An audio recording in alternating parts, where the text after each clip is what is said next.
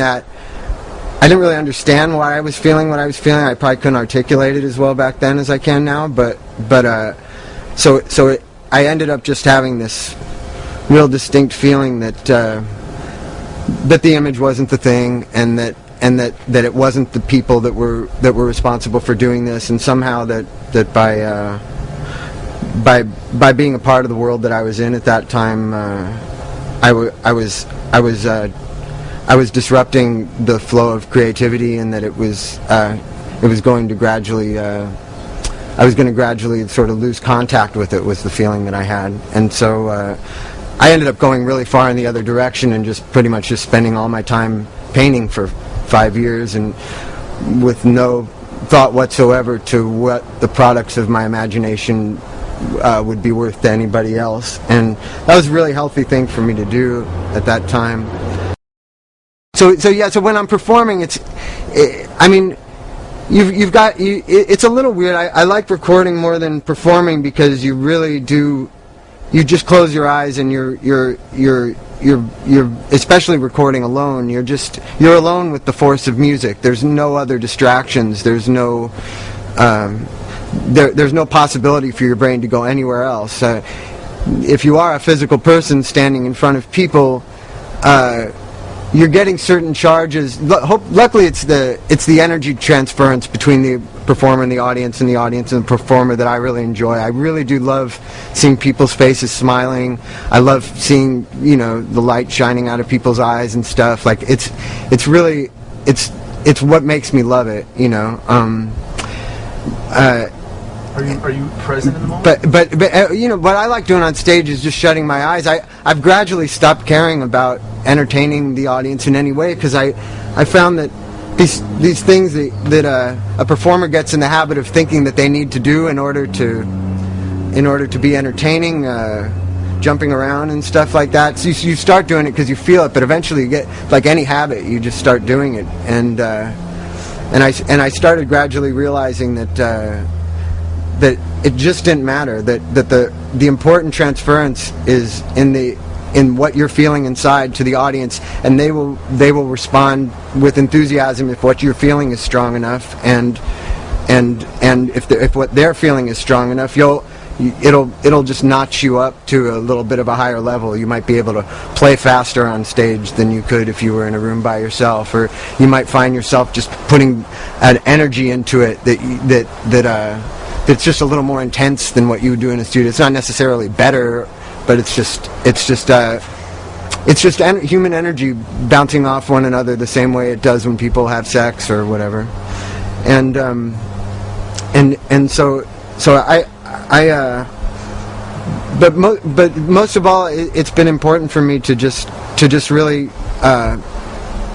be thinking of the music, and be thinking about the force that's making those people feel what they feel, and the force that's making me feel what I'm feeling, and to not think of it as at all about, I don't think a performer should ever judge themselves as they're performing if they make a mistake, or if they didn't play such a good solo, or if they did a bad drum fill or something. Like, it's stupid stuff to think about, and it's stupid to be judging yourself as you're going by. It puts you after, which, once something's already happened, it's just like regretting the past. It's like there's no point in it. It's already happened, and the best thing to do is to live in the moment, and to worry about the very next step. To worry about but think about the next step.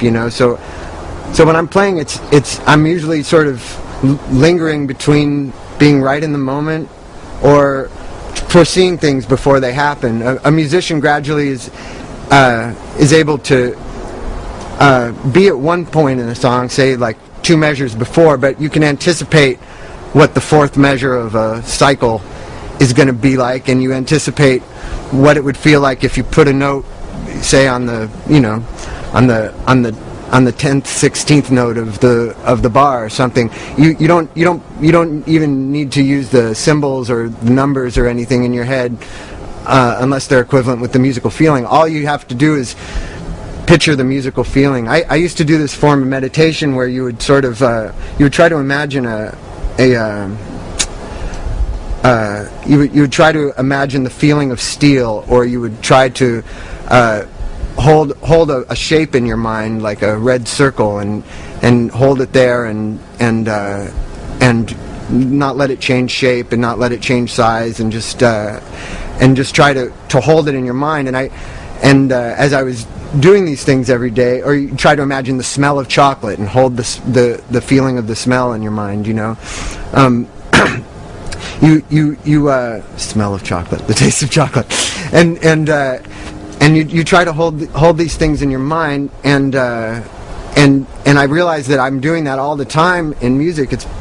I'll often imagine a rhythm that I can hit on the guitar, you know, and I'll imagine it, say, 4 measures ahead of time, and Flea will have been hearing the same thing and will hit it at the same time. You know, it's like something is offering us these things. It's not. They're if your brain is open to them, and if you've developed the right relationship to the laws of music and to your instrument, you'll just find them waiting there for you. You know. I really think it's this idea that, oh God, how could I ever be a guitarist? I'm never going to be, Eric Clapton or something. It's like these kind of ideas that the person is this intimidating figure who's this great God it's interrupting the fact that people are judging themselves by some kind of, as if there's some kind of criteria that has anything to do with these intimidating these intimidating godlike figures. It's that's the thing that we're like reaching for, and if we're not giving, I just feel like a child has this relationship to the creative force. You know, yeah, your parents gradually, stifle that your connection to that creative force and gradually shove your face in the concrete, and so do your teachers and school system, and everything's working against you. But the force of creativity, nature, is not working against you. It's right there for you at any time. You just have to be ready to not judge yourself, and to be open to whatever is going to come through you, and to be ready to not judge it as it comes through, but be all right with it, whatever it is, because it's just the universe expressing itself. It's not something. Nothing's expected of you. You know, you just have to be there for it. And sometimes to get yourself in a position to be there for it is something that takes years of selflessness, or years of just a love for music, just having for no reason at all. You just, for whatever reason, music produces the feelings in you that it does, and playing an instrument produces the feelings in you that it does, and you just follow the light. And sometimes, I know my years of practicing guitar, they weren't really very emotional. I spent a lot of time just practicing scales and learning Frank Zappa instrumentals and trying to learn the most complicated music I could. But it created the way my intelligence was able to relate to and connect with the nature of music and the feelings that music brings about in me, ended up making me able to just making me be able to form a musical thought in my head and be able to bring it out into physical reality through my instrument. I remember being a little kid hearing music in my head all the time. I would hear songs in my head. As a 7-year-old kid, I had no idea how to produce them and how to bring them out. I just would hear them, and it's only through the years of playing an instrument without any reason other than just because you love doing it that eventually you learn the chords, you learn the intervals, you learn all kinds of musical references by learning other people's music, and gradually what you hear in your head can come out. It's really, there's nothing intimidating about the process other than maybe you've got to put some time into developing a relationship with an instrument or two. I just don't think people should be so threatened with this idea of being great, because there's just the only people who have any right to say what's great or not are the main, like, people like Stravinsky or you know, Bartok or somebody like they have